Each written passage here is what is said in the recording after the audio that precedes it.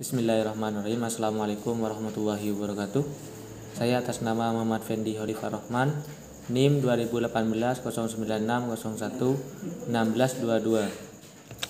Saya akan menjelaskan tentang administrasi dan supervisi pendidikan.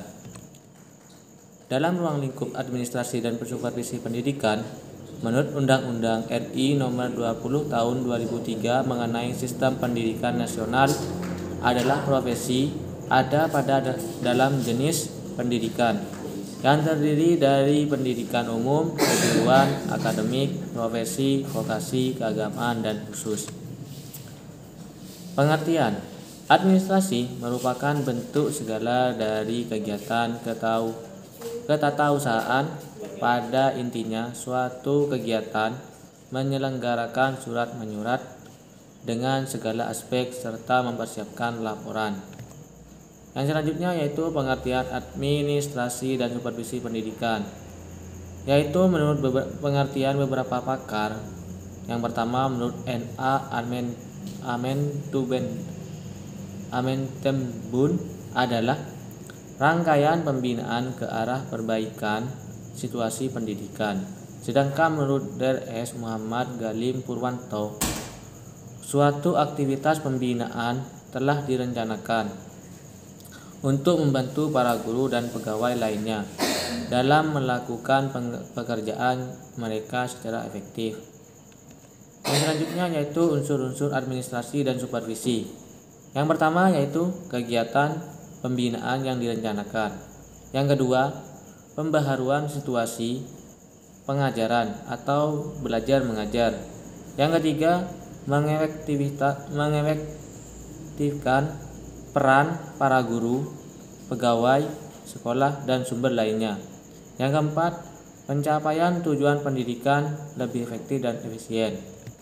Yang selanjutnya yaitu tentang teknik-teknik supervisi pendidikan.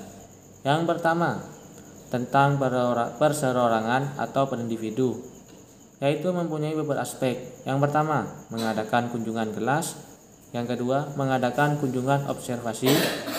Yang ketiga, membimbing guru tentang cara-cara mempelajari bagaimana pribadi siswa atau mengatasi permasalahan yang dialami oleh siswa. Yang keempat yaitu membimbing guru dalam hal berhubungan dengan pelaksanaan kurikulum sekolah. Yang kedua yaitu teknik kelompok. Teknik kelompok mempunyai beberapa aspek.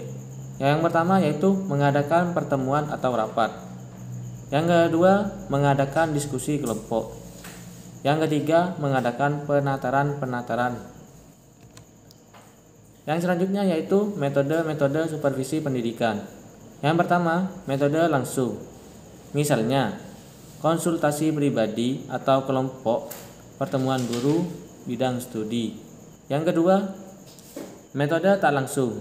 Misalkan dalam menggunakan model media berupa papan, pengumuman, handphone, telepon, email. Yang selanjutnya yaitu pelaksanaan supervisi pendidikan.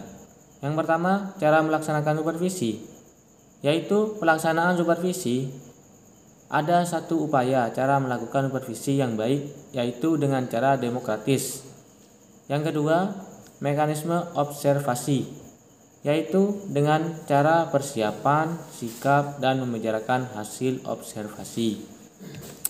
Yang selanjutnya yaitu supervisi klinis. Supervisi klinis adalah prosedur pelaksanaannya ditekankan pada mencari sebab-sebab atau kelemahan yang terjadi dalam proses pembelajaran dan kemudian langsung diusahakan untuk memperbaikan kekurangan dan kelemahan dalam suatu pembelajaran yang berlangsung. Yang selanjutnya yaitu tentang kaji tindak. Apa itu kaji tindak? Yaitu fokus utama kajian tindak yaitu mendorong pada praktisi untuk meneliti dan terlibat dalam praktis penelitiannya sendiri.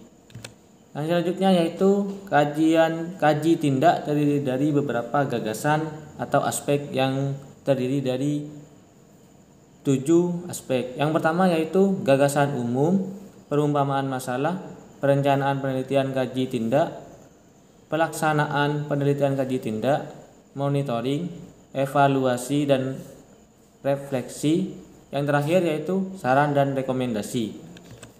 Yang selanjutnya yaitu hubungan administrasi dan supervisi pendidikan, yaitu adalah bentuk dari pembinaan yang direncanakan bagi tiap personil dalam proses kerjasama di bidang pendidikan dan peningkatan sumber daya manusia dalam rangka perbaikan situasi pengajaran agar tercapainya suatu tujuan pendidikan yang efektif dan efisien.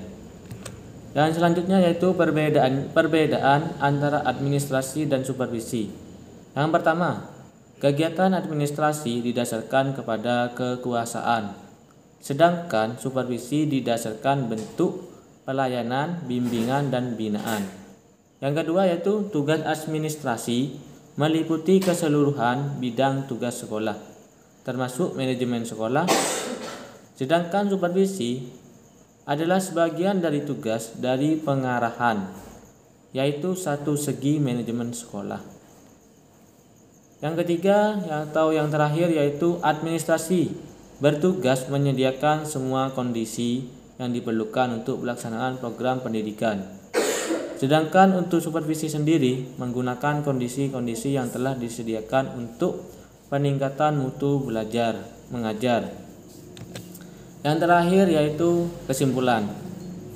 Administrasi dan supervisi sendiri pendidikan merupakan serangkaian kegiatan-kegiatan yang berupa pelayanan yang diberikan sekolah, mencangkup bagaimana pelaksanaan belajar dan mengajar agar dapat memperlancar proses pembelajaran itu sendiri.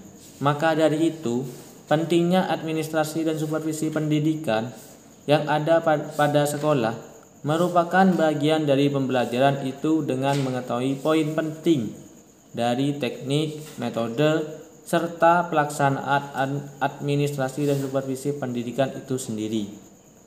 Selain fungsinya sebagai membantu pembelajaran, penetapan dari administrasi dan supervisi pendidikan juga perlu dilaksanakan karena telah termasuk bagian yang sudah direncanakan dan disepakati bersama-sama untuk mencapai tujuan dari proses pembelajaran itu sendiri. Sekian dari saya. Wassalamualaikum warahmatullahi wabarakatuh.